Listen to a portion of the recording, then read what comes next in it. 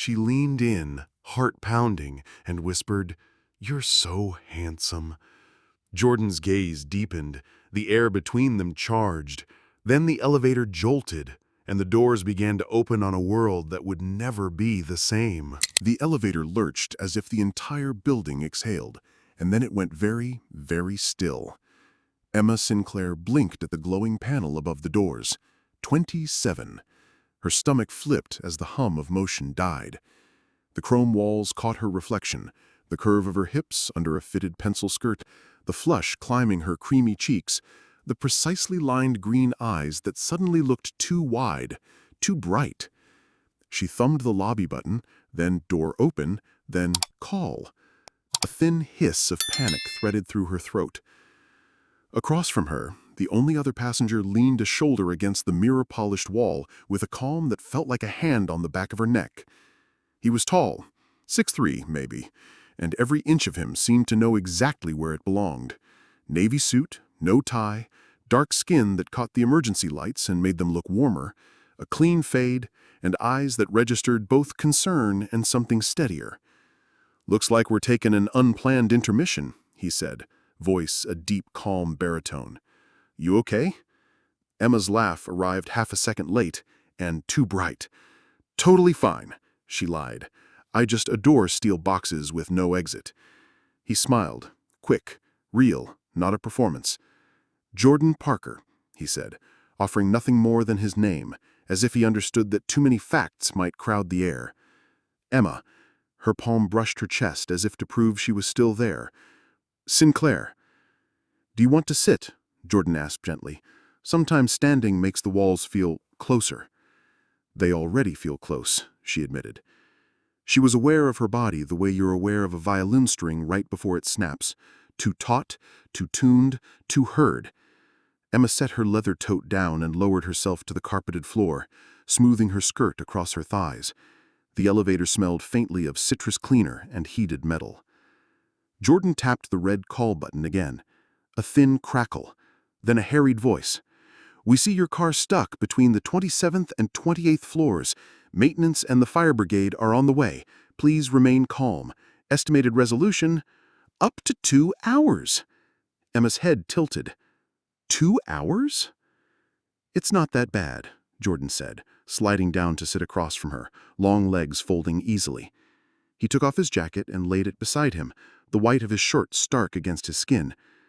"We can pass the time like normal humans, tell stories, judge elevator music that isn't playing."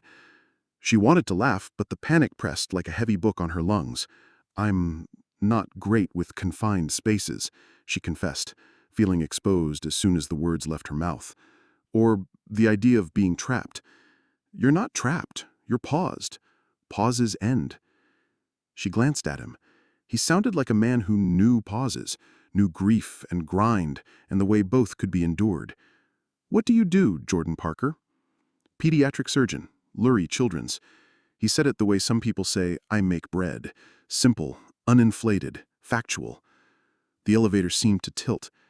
You operate on kids?" "Often. Sometimes at 3 in the morning, sometimes right after breakfast." Emma swallowed. "That's incredible. It's a privilege to fix small things before they become big things." His eyes slid to her, warm and unintrusive. "What about you?" The old answer sat ready on her tongue. "I manage the Sinclair portfolio." She always delivered it with a careful mix of humility and confidence, as her father coached. Today, the words tasted like chalk. "Real estate," she said, then chose truth. "Family money. I sign things. I attend things. I wear the right dress and say the right words." He nodded. No sneer, no condescension. "Sounds curated?" That surprised a laugh out of her. "That's a very generous way to describe a gilded cage." "Cages are built from the inside, too. Bars of approval and habit." Emma's cheeks warmed. "My father would absolutely agree that I built it. He's a big fan of responsibility, appearances, strategic alliances." "Does he sign your permission slip for fresh air?" he asked, and there was humor in it, but not unkindness. Her mouth opened. Closed. God, his questions went right to the frame instead of the picture. He would if he could, but he prefers to hire people to make sure the air I breathe is premium. Jordan's eyes softened. I'm not making fun of you. I know. She heard herself say, "You're steady," and immediately wanted to snatch the words back because of how intimate they sounded. He didn't seem startled. Steady is useful. Steady gets sutures tied when the room is noisy. His gaze flicked briefly to the panel, then back. Can I make a weird suggestion? Weirder than confessing my life to a stranger in a broken elevator? Close. Close your eyes. Count your breath. In for 4, hold for 4, out for 6. Pretend we're on a bench in a park, and the only thing you have to do is notice the wind. It was ridiculous. It was perfect. Emma shut her eyes and did as he said. The buzzy, fluorescent quiet changed shape. The knot in her sternum loosened. When she opened her eyes again, the elevator was the same steel box, but the panic had receded. You should charge for that, she murmured. He said dryly. It's called a copay. She smiled, reeled this time, and felt the curve of it move through her whole body. They talked. Nothing grand. Weather, the Cubs, the way Chicago's wind could knife you in January and kiss you in May. He listened like listening was its own vocation. When she spoke, he didn't watch her mouth or look at his watch. He watched her, the way someone watches for meaning to surface. Tell me something true, Emma, he said, as the emergency light pulsed low and soft. Not the answer you give at a fundraiser. She surprised herself. I used to paint. He brightened like a window thrown open. What? Watercolors. I loved watching color bleed into color, loved the moments before the edges set. What happened? My father put my first exhibition on the calendar before I was ready. The gallery sold out. It should have felt like flight. It felt like inventory. You stopped? I told myself I was busy, that I'd get back to it after I learned our holdings in Berlin. I laughed, short and bitter. I haven't touched a brush in 3 years. Jordan tilted his head, studying her the way physicians study scans. You still dream in color, though. I can hear it. It undid her. The precise tenderness of it, the accuracy, the faith. She looked at him and saw the set of his mouth, the stillness in his shoulders, the care he wore not as a coat, but as skin. His hands were big, elegant, the hands of a man who could hold both fear and a needle steady. Heat shot through her, sudden and clean and undeniable. Jordan, she said, and his name tasted like discovery. You're so handsome. It fell out of her with the simplicity of a truth uncovered rather than invented.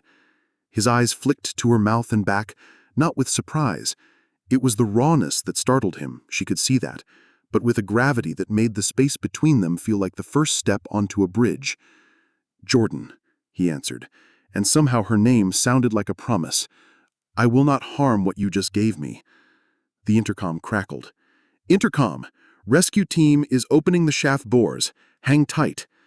They both breathed, rougher now for reasons that had nothing to do with ventilation.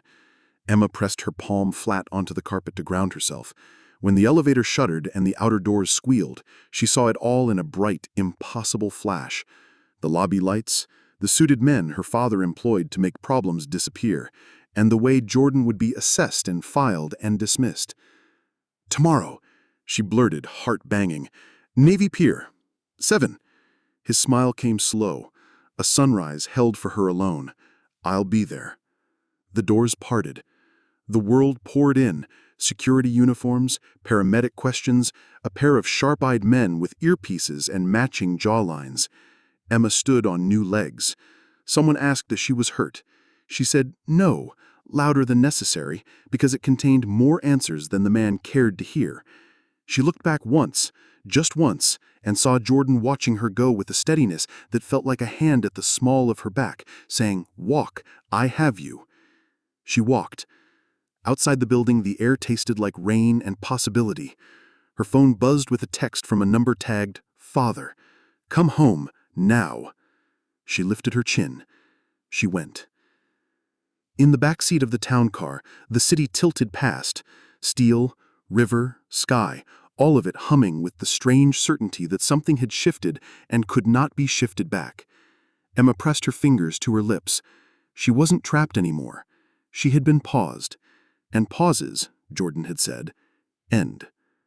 This one had ended in a beginning. The Sinclair townhouse on Astor Street was the sort of stone front that made pedestrians walk slower and speak softer. Inside, the first thing you noticed was how everything had weight. Not just the marble foyer table or the oil portraits lining the staircase, but the choices, the dinners, the alliances, the expectations. Emma stepped across the threshold and felt the familiar pressure settle across her shoulders like a velvet yoke. Her father, Charles Sinclair, did not rise from behind his desk when she entered his study. He was a handsome man, in the way bank vaults are handsome. Polished, impenetrable, engineered to reassure. 6 hours, he said, glancing at his watch as if the minutes themselves were guilty. 6 hours trapped, and you refused a paramedic evaluation? I'm fine. I wasn't alone. No, he said, the syllable knife clean. I'm told you were not alone. His gaze sharpened. Security says you exited with a Dr. Jordan Parker, He consulted a sheet of paper he didn't need as theater. A pediatric surgeon, Lurie Children's. Emma's fingers tightened on the strap of her tote. He's an exceptional physician. I didn't ask for a Yelp review, Charles said, voice mild in the way of men who preferred to keep their rage in escrow. I asked why you were in a position where a stranger had access to you for hours while my team was locked out. Because elevators break, Emma said lightly, and her father's jaw flexed. Her mother, Anne, icy blonde perfection wrapped in silk, sat on the sofa, ankles crossed. Darling, you know how careful we must be. People will leverage any moment for attention. He didn't leverage anything, Emma said, hearing the steel in her own voice and startling at it. We talked. About, Charles asked, like he already owned the answer and would decide to rent it back to her. Baseball. Then, because lying would taste worse than chalk, Anne cages. Silence pressed. Her father tilted his head, amusement a ghost across his mouth. Poetry doesn't suit you, Emma. It suits me fine, she snapped, before she could catch the words. It felt good. God, it felt good to hear her own anger ring the room like a struck bell. I'm meeting him tomorrow, Navy Pier, 7. Her mother inhaled with a hiss. You cannot be serious. Charles's smile was a blade you could shave with. You'll be at dinner with the Hendersons at 7:30. They've graciously moved their reservation to accommodate us. I expect you dressed, presentable, prepared to behave like a Sinclair. I am a Sinclair, Emma said, and for the first time in years the name sat in her mouth, not like a weight, but like something she could set down. I'm also Emma. I'm going to the pier. Charles considered his daughter as he would a property with an inconvenient tenant. The pause stretched, measured, strategic. The Henderson arrangement would end any need for us to pursue additional capital for the Berlin acquisition. It would end questions about your, extracurriculars. My what? The painting, he said, as if the word were a stain. The gallery incident. The articles. Emma felt heat lick her throat. My art sold out. It sold your privacy, he corrected. Never again. She looked at him, really looked at him. The man who had taught her to carry the family name like a plate balanced on one hand while smiling for cameras. He wasn't a monster. He was a system in a suit, and systems did what they were built to do. I'm going to Navy Pier, she said again, her voice calm as a promise. Charles did not raise his voice. He never did. If you walk out that door tomorrow to see this man, you walk into a world where I can't protect you when it hurts. And it will hurt. Emma's chest did a slow, exquisite ache. Maybe hurt is how you know you're alive. Maybe comfort is the cage. Her mother stood then, smoothing the front of her dress. We love you, darling. We only ever wanted what is best. What you wanted. Not what I want. She left before the conversation could calcify into the fight they'd keep repeating for years. On the landing, she paused, hand on the banister, heart pounding. She expected to shake. She didn't. She felt lucid. The lines of the house snapped into focus. The crown molding, the shadowed piano in the parlor, the vase of white lilies that always smelled faintly of funerals. Her body belonged to her. Her breath belonged to her. The evening belonged to her. Upstairs, she peeled off the armor of her day. The silk blouse, the structured skirt, the intent to please. She pulled on jeans that hugged her hips like a secret, and a soft sweater the color of thunderstorms. She left her hair down. She painted her mouth the pink her grandmother had once called hopeful. When she was done, she looked like herself, not a curated impression. Her phone buzzed, a text from an unknown number. "It's Jordan. Hey, just confirming you meant it." She bit back a smile and typed, "I meant it. 7. Pier. Don't be late." 3 dots. "I'm a surgeon. I only run late when life insists, but for you, I'll be early." She turned the phone over on the dresser, because if she looked at it another second, she might start dancing in place like a teenager. Instead, she went to the closet, pulled out a tin box from the top shelf, and carried it to the window seat. Inside was a neat array of watercolor pans, a travel set she hadn't touched in too long. The cakes of pigment, ultramarine, quinacridone gold, and alizarin crimson gleamed like old friends. She set a glass of water beside them, clipped a postcard-sized sheet of cold-pressed paper to a board, and dipped her brush. The first touch of water to blue was like stepping into a lake at dawn. A shiver, shock, relief. She dragged a wash from corner to corner and watched the color bloom, soften, set. She mixed gold into blue and made green. The green of May leaves and elevators and beginnings. She wasn't painting anything. She was painting yes. Time curled. When the blue dried, the paper bowed like a held breath. She flattened it and laughed alone in her room, not because anything was funny, but because joy sometimes only knows how to sound like surprise. At 6:30 the next evening, Charles Sinclair's text arrived. "Car out front? Henderson dinner. 7:30. A second text followed, stripped of punctuation. "Be ready." Emma stared at the words until they blurred. Then she put the brush in the jar, capped the palette, and set the small painting on her dresser where it could watch her choose. Downstairs, her parents stood by the front door as if posing for a portrait.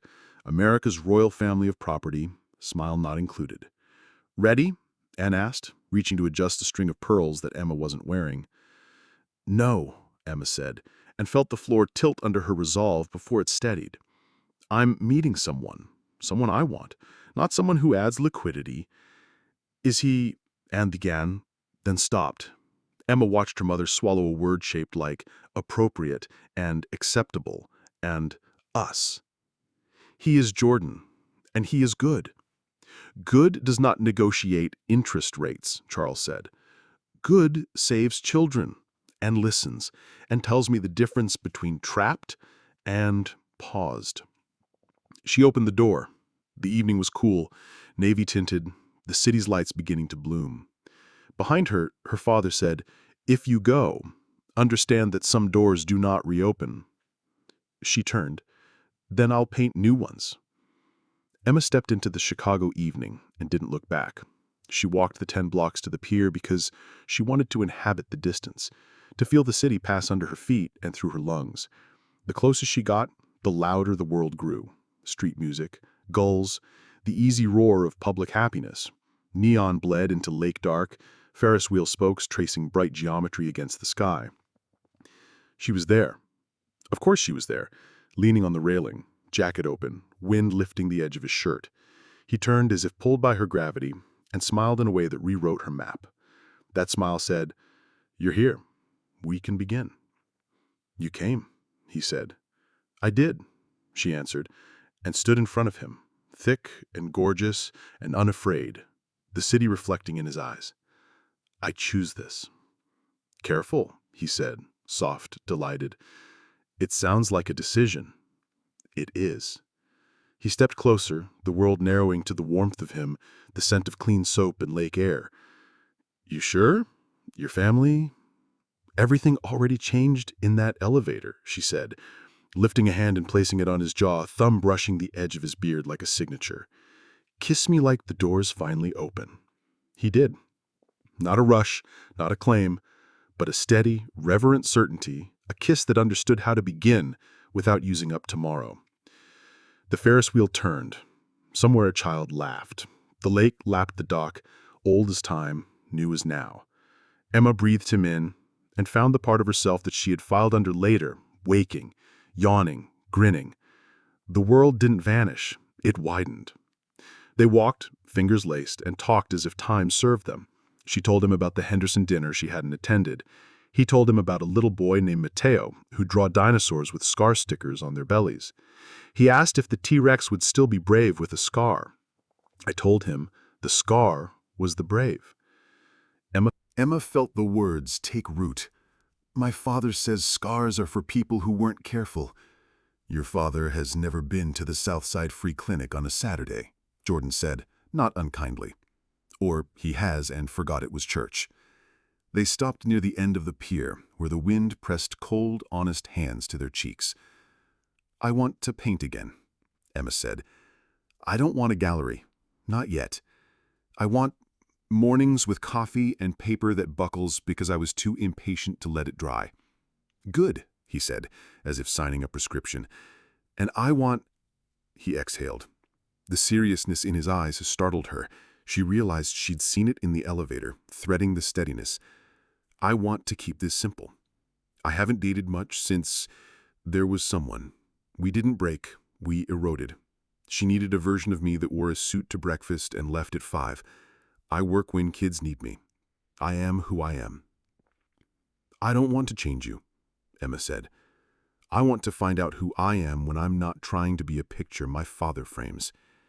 He smiled like relief. Then we can tell each other the truth, even when it's heavy. Especially then, she said. They kissed again. Wind sharp, lake cool, warm at the center. And the night accepted them. For the first time since she could remember, Emma wasn't performing Emma Sinclair. She was living Emma, who laughed too loudly when he joked about scrubbing in for a hot dog, who pressed close when the wind teased their edges, who felt her body as her own country, and Jordan as someone fluent in its language of kindness. She didn't see the dark sedan slide to a stop at the curb, noticed the 2 men who climbed out with practiced smoothness, earpieces tucked like pale commas. She only heard her name. Emma, said with a firmness that narrowed the world. She turned. Her father's security details stood 10 feet away, polite menace in matching suits. Miss Sinclair, your father requests your presence. Now. Jordan's hand tightened around hers. Emma's heart rattled once, then found its beat. She lifted her chin. Tell my father his request is declined. Ma'am, this is unwise. Noted, and irrelevant. They exchanged a glance. The taller one's gaze flicked to Jordan. The evaluation was fast and thorough and insultingly old. Emma felt anger flare. No, not anger. Clarity. And stepped a half-inch in front of the man whose steadiness had become a lighthouse. Dr. Parker is with me, and I am with him. The men hesitated. Emma pictured her father in his study, fingers templed, waiting for obedience to return like a boomerang. She pictured a small boy with a dinosaur sticker on his belly. She pictured blue bleeding into gold until it made a new green. Good night, gentlemen, she said, and turned her back on the sedan, on the house, on the script. Jordan's laugh was low and amazed. You don't do anything halfway, do you? I've done halfway for 28 years. I'm done. They walked until the pier thinned into quiet. The city glowed behind them like an invitation they would answer on their terms. Emma looked up at the sky, which in Chicago was more suggestion than fact, and made a decision that tasted like electricity. Come to my place. Not to, to talk, to make tea, to figure out how not to be erased tomorrow. He searched her face as if checking her vitals. Okay, he said at last, but one condition. What? He nodded toward the lake. We stop at a drugstore so you can buy paper, and cheap brushes you won't feel precious about, and a kid's set of watercolors with terrible pigment that will remind you it's supposed to be fun. She grinned, the kind you don't pose for. Deal. Behind them, the sedan idled, then pulled away. Ahead, the night opened. Between the two, in hand, moved two people who were done being pictures and were ready to be paint. They didn't go to her townhouse. They went to his apartment in Bronzeville, at Jordan's insistence and Emma's quick agreement. "Your address is not a secret," he said. "Let my place be the quiet tonight." His building was a red brick 3-flat, with a stoop that had learned many kinds of conversations: Sunday gossip, late-night whispers, childhood declarations. Inside, the stairwell smelled like lemon oil and history. His apartment opened into light. Tall windows, wood floors, plants thriving in mismatched pots. The living room carried a careful balance: shelves of medical textbooks, and a framed photo of his grandmother, smiling like sunrise. A stack of vinyl records by the turntable, and a battered coffee table with faint ring stains no coaster could erase. "It's beautiful," Emma said, absorbing the feel of a life built for living, not impressing. "It's mine," he said simply, and the pride in it made her throat ache. He took her coat, hung it on a hook by the door, and offered a glass of water like a benediction. "Tea?" "Yes, anything but chamomile. I associated with forced calm." "Peppermint," he decided, moving easily in his kitchen. "It doesn't pretend. It just is." Emma watched him heat water, watched his hands, the precise way he did small things. She could see the surgeon in them, and something else, a domestic competence that made the room feel safe. He handed her a mug. Their fingers brushed. A small spark leapt. Neither of them pretended it was nothing. "You paint," he said, nodding toward a narrow desk against the window. Paper was clipped to a board there, a half-finished sketch of a pair of hands, wrists banded with hospital bracelets, cradling a paper crane. "I started again last week, after a rough shift. I'm no artist." Emma moved closer to the sketch. "You're wrong," she said, and meant it. The lines were spare and honest. The feeling was not performative. "Do you mind?" She reached toward the pencil and waited. "Please," he said, "help me fix what I can't see. This isn't about fixing. It's about telling the truth in a language you can't argue with." He was quiet. "That's what surgery feels like on certain days. On the good ones. A truth told, this cut, not that. This stitch, not that." She set the pencil down. "And on the bad days?" He rested a hip against the desk. "On the bad days, you do everything right, and the body still says no. On those days, truth is a place you walk to alone, and you sit there a while, and then you go back to the work." Emma turned, the peppermint steam fogging the edge of her vision. "How do you carry it?" she asked softly. "All the weight." He swallowed, looked at the photo of his grandmother. "By not carrying it alone. By saying out loud to someone who can hear me, today was heavy." He looked at her. The steadiness turned intimate. "Could that be you, if this becomes something?" Her heart knocked. "Yes," she said before fear could audition for the role. "My last relationship," he continued, choosing honesty over ease, "ended because I was honest about weight, and she wanted a man who didn't feel it. She wanted surfaces. I get it. Surfaces are shiny. But kids die on clean floors, and I'm not going to pretend otherwise to make dinner easier." Emma walked closer until pep talk distance became prayer distance. "I don't want surfaces. I've lived in a gallery of them." She reached up and cupped his face. "I want to know the weight, and I want you to know mine." He leaned down until his forehead touched hers, a small human connection, less cinema than sacrament. "What's yours?" he asked. "My father, and the way his love arrives as directives, and the way I've been the shape he wanted so long that I don't always know my own outline, and the money, the way it buys quiet and then charges me double for silence." He closed his eyes. "Okay," he said, as if receiving a case in the OR. Okay. They didn't rush. They sat on the floor with their backs against the couch and drank tea and shared the kinds of stories you don't put on resumes. He told her about sneaking into the library after school to read anatomy texts, the librarian who kept the light on 10 extra minutes. She told him about the art teacher who had told her to stop painting pretty women and start painting want. Did you? He asked. No, she said. I stopped painting. He reached into a drawer and pulled out a kid's watercolor set, the kind with 8 glossy cakes and a brittle brush. Bought this for a patient who never came back post-op because his family moved. I kept it. He set it on the table between them like an invitation to misbehave. Paint want. In a surgeon's living room? She teased, already rolling up her sleeves. In this one, he said, grinning. She dipped the terrible brush and laughed as it shed hairs into the water. The red was too pink, the blue too bright, but the moment wasn't about perfection. It was about permission. She dragged color across cheap paper and painted a door. No knob, no lock, just a threshold opening onto lake light. She painted 2 silhouettes standing in it, not blending, not erasing each other, holding hands like a choice. When she finished, she felt wrung out and filled up at once. Jordan studied the small painting like it was a scan he needed to get right. It's good, he said, and the praise landed bone deep because he wasn't trying to sell it to anyone. Her phone buzzed on the coffee table. Her father. We need to talk. Tomorrow, 9 a.m.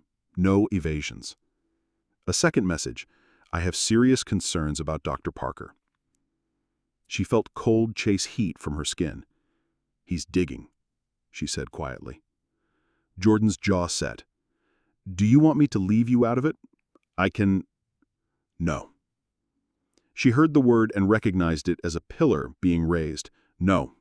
No more letting him draw the map. But I am scared.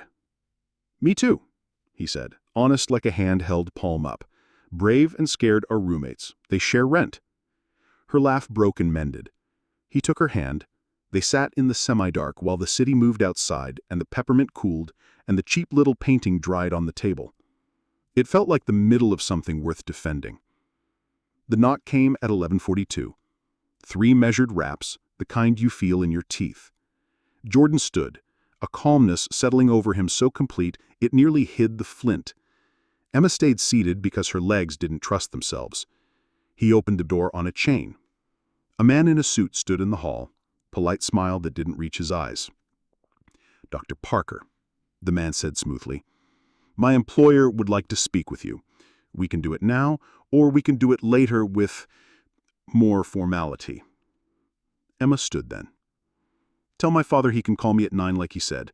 He doesn't send men to my boyfriend's apartment at midnight. The word boyfriend shocked the air.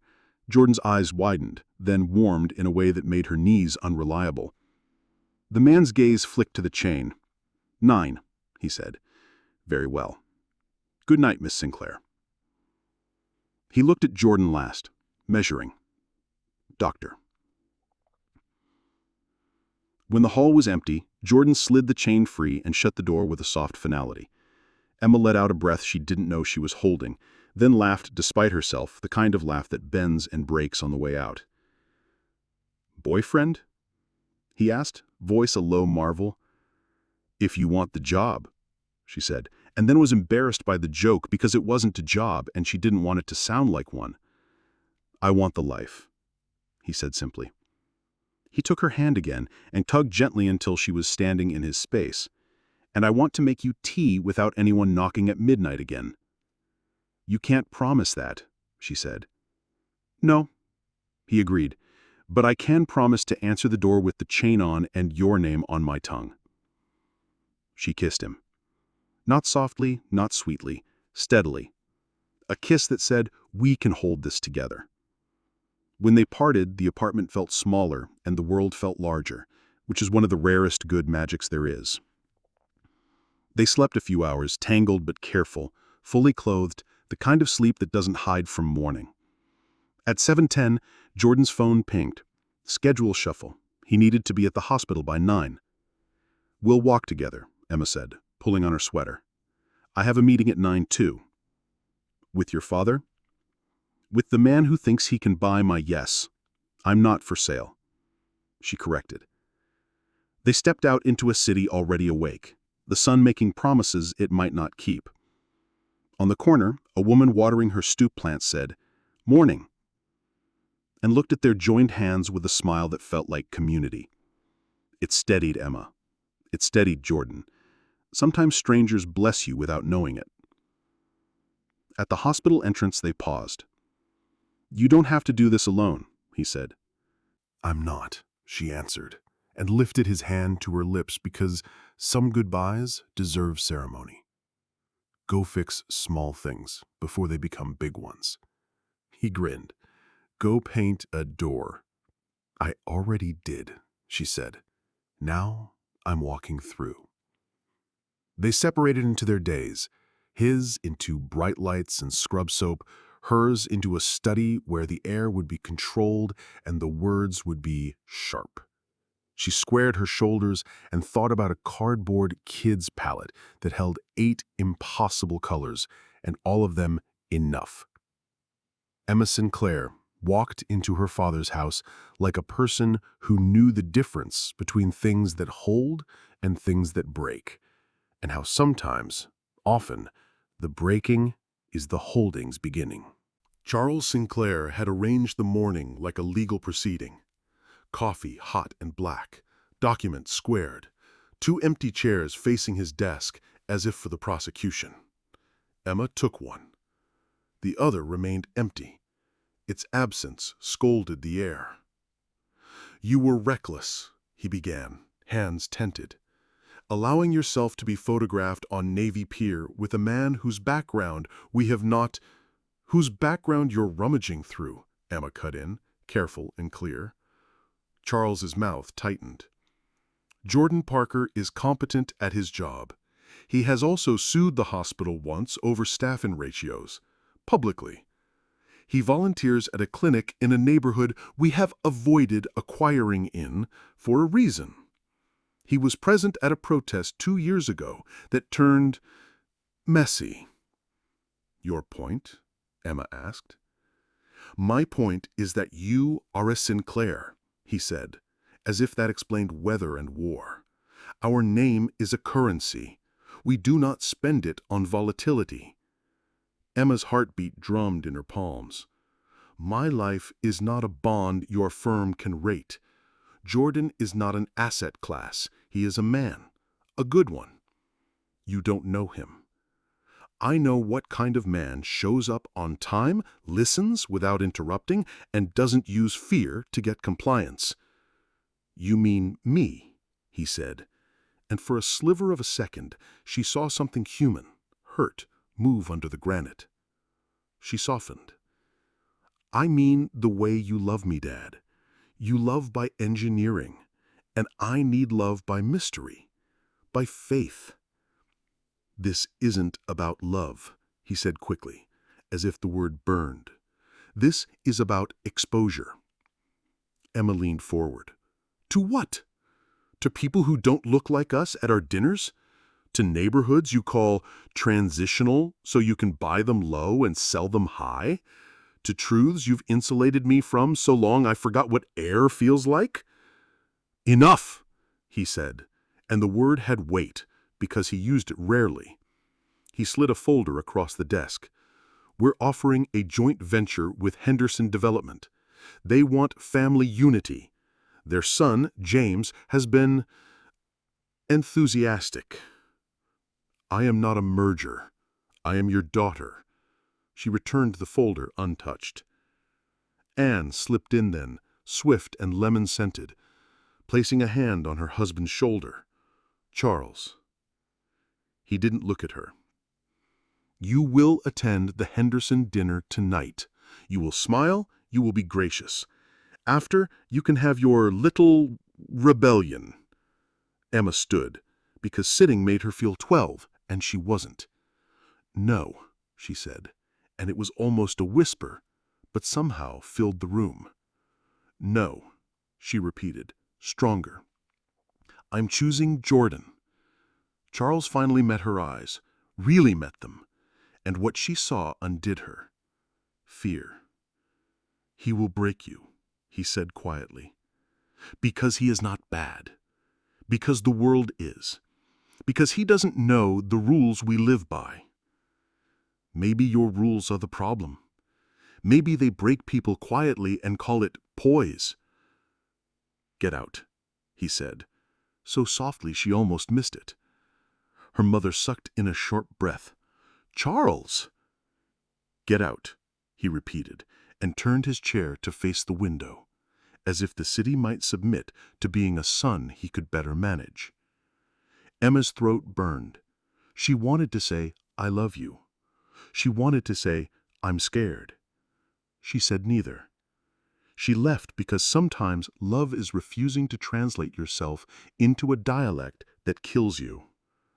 Outside, the sky had gone that pewter Chicago makes when it wants you to carry an umbrella and never uses it. Emma walked without destination until her phone rang. "Jordan." She answered with, "Tell me something good." Mateo drew a dinosaur with a scar and said it was smiling because it now could hold all the rain, and she almost cried on a public sidewalk. "Tell me something true." "I'm terrified and glad at the same time, like the first step into a cold lake." "Me too," she whispered. "My father, he felt like he disowned me without signing the papers." "Then come to the hospital tonight. After I'm off, I'll take you to the quietest place I know." "What place is quiet in a hospital?" "You'll see," he said. 8 o'clock. Text me when you arrive." At 8, Emma walked through automatic doors into air that smelled like bleach and bravery. Jordan met her in the lobby. Scrubs soft from 100 washes, hair mussed, eyes more tired than he'd admit. He squeezed her hand and led her not to a roof or a chapel, as she expected, but to the NICU, neonatal intensive care, where the lights were always low and the stakes were always high. He spoke softly to the nurse in charge, who nodded with a knowing smile. "We won't touch anything," he promised, and guided Emma to a window where tiny lives slept in translucent cocoons, wires like spider silk threading their bodies back to the world. Jordan whispered, "It's loud everywhere else. Here, silence is concentration. Here, people do miracles so small you could miss them, and they add up." Emma pressed her palm to the glass, not touching, only aligning. "They're so fierce," she breathed, and Jordan looked at her with something close to awe because she hadn't said fragile or sad. She had said the word he used in his head when he scrubbed in. They sat on a bench outside the unit, knees not touching, hearts nearly. He told her about a girl born at 26 weeks who liked Motown. She told him about a painting she'd made in high school of a storm seen from underwater. It looked like grief, but it was peace. He rested his shoulder against the wall, dropped his head back, and laughed quietly. "You're trouble, Emma Sinclair."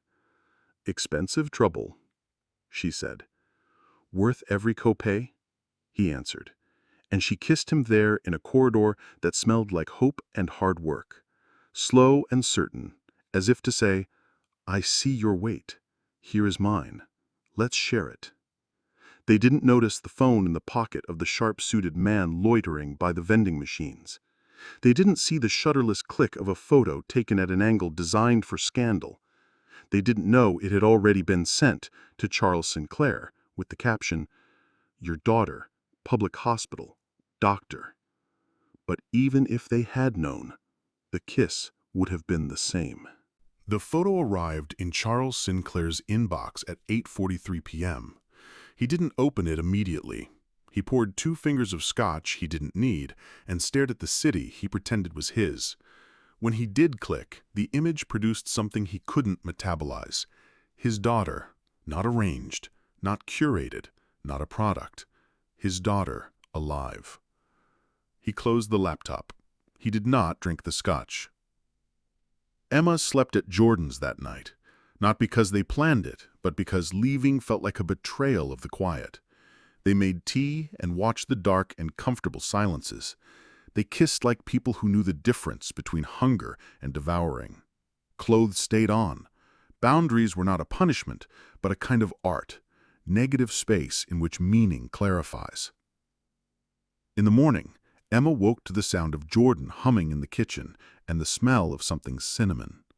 She pulled on his spare sweatshirt, sleeves swallowing her hands, and padded toward the light. He looked up, eyes going soft at the sight of her. "My grandmother's French toast," he said, modified. She used to call it consolation. "She sounds like a prophet," Emma said, sliding onto a stool. "Warrior prophet," he agreed. "She taught me that love is not fragile. It does not need perfect conditions to live." Emma swallowed against the sudden thickness in her throat. "I want to meet the parts of you I can't see yet," she said. "The parts that made that sentence possible." "You will," he promised, flipping a slice. "And I want to see you paint a thing that makes you terrified to show anyone, and I want to be the one you show." They ate. They joked about his terrible coffee and her terrible first-date nerves. They didn't speak of Charles or Henderson or men with cameras, because the silence around those things was respectful, not fearful. It would end when it needed to end. At 10:12, the doorbell rang. They stared at each other. Some rings belonged to one world and some to another. This one didn't sound like wolves. Jordan opened the door. Anne Sinclair stood on the stoop, coat buttoned wrong, makeup minimal. She looked like the outline of the immaculate woman Emma knew. She looked like a mother who had walked fast enough to outrun her caution. "Mom?" Emma said, stepping into the doorway. Anne's eyes flicked over her daughter in oversized sweatshirt and bare face, saw woman, not child, to her credit, and then moved to Jordan. "Dr. Parker," she said, with a small nod that was a small miracle. "Miss Sinclair," he returned, polite but not obsequious. He stepped back. "Would you like to come in?" She hesitated, then did. The apartment's ordinariness, its beauty without luxury, seemed to recalibrate something in her. She sat on the edge of the couch, hands tight. "Your father received a photograph last night. You two in a corridor." "I figured," Emma said. "Is he—" "He is furious," Anne said plainly. "He is also, perhaps, for the first time in 20 years, unsure." Her gaze went to the small painting on the coffee table, a door opening onto lake light, two figures holding hands. Anne's eyes softened in a way that made Emma remember braiding her mother's hair when she was 5. "I was once a dancer," Anne said, as if confessing a crime. "I loved it more than breath. I loved your father more. Both could not live. I chose." Emma sat slowly, as if approaching an animal that might bolt. Do you regret it?" She considered. "I regret that I made my choice into a doctrine for you. I regret that I mistook safety for virtue." She exhaled. "I came to say that I will not stand between you and—" She glanced to Jordan, then back. "This. I came to ask if you will let me learn you new." Jordan stood very still, as surgeons do when someone stops bleeding on their own. Emma's eyes filled, then overflowed, because some sentences only make sense if you cry while hearing them. She nodded, gesturing helplessly, and her mother did something miraculous. She moved to sit beside her daughter and let her cry without offering a tissue, without tidying the moment. When the storm passed, Anne touched Emma's cheek. "Your father will be slower," she said, "but he loves you in the way he knows. Sometimes men who build do not understand that people are not structures." Jordan cleared his throat gently. "Miss Sinclair, I am not perfect. I work too much. I will forget to RSVP. I will come home smelling like antiseptic and fatigue. But I will not lie to Emma. I will not hide from hard days. I will not ask her to be smaller to fit someone else's comfort." Anne looked at him as if he were a painting that demanded to be seen from 3 angles. Finally, she nodded. "Then perhaps I do not need Henderson to keep my daughter safe." She stood, smoothed her coat, and offered a small, almost shy smile that made her look strangely young. "I would like to see you perform your grandmother's French toast again, Dr. Parker, when my husband is less architectural." After she left, they stood in the middle of the room and did not speak for a long breath. Then Emma laughed, a sound that had learned how to hold both sorrow and delight. "Did my mother just defect?" "She led a sortie," he said. "Siege lines are complicated." The siege broke later that afternoon, in a different way. A reporter called with a question phrased like a trap. Emma declined comment. Minutes later, an email pinged her inbox from her father. No subject line, only a sentence. "Dinner. Thursday. Us. No Hendersons." She forwarded it to Jordan with a heart that felt bruised and better. "Us," she typed. He said us. They celebrated by buying decent paper and indecently cheap brushes and painting at Jordan's kitchen table with music too loud and laughter too easy. She painted another door, he painted the paper crane as if it had always belonged to 2 hands. On Thursday, she walked into her parents' dining room to find no contracts laid out, no folders, no scotch. Just her father and mother and 2 plates. Charles didn't stand, but he did meet her eyes. "The photo," he began, then stopped, perhaps deciding not to lead with offense. "Do you love him?" "I don't know yet," she said. "I know that when I'm with him, I feel like a person. I know he makes my life larger, not smaller. I know he tells the truth when it would be easier to say something pretty." Charles looked down at his hands. "I don't know how to be your father in the world you want." "Then learn me new," she said, echoing her mother without knowing it. "And meet him. He is not your fear." It didn't all resolve. It didn't need to. They ate a meal made by a chef who used to frighten Emma with his perfectionism and now just delighted her with a poached pear.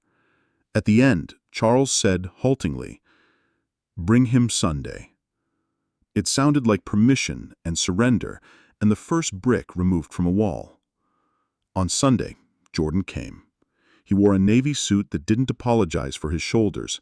He brought flowers for Anne and a book for Charles, James Baldwin's The Fire Next Time, chosen not as a lecture, but as an offering.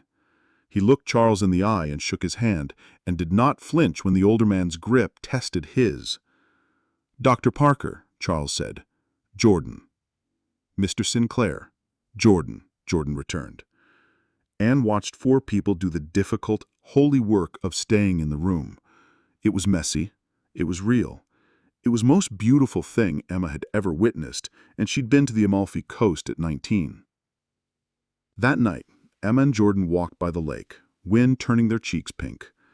"We're going to have 1,000 small wars and 1,000 small truces," she said. "Good. We'll get very good at treaties."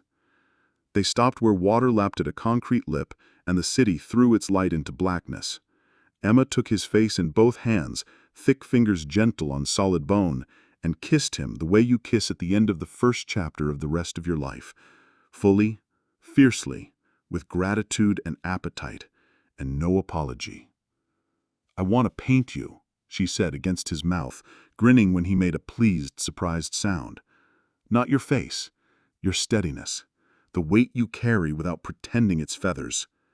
And I want to watch you put your name on canvases no one else gets to sign, and I want to be the one you show."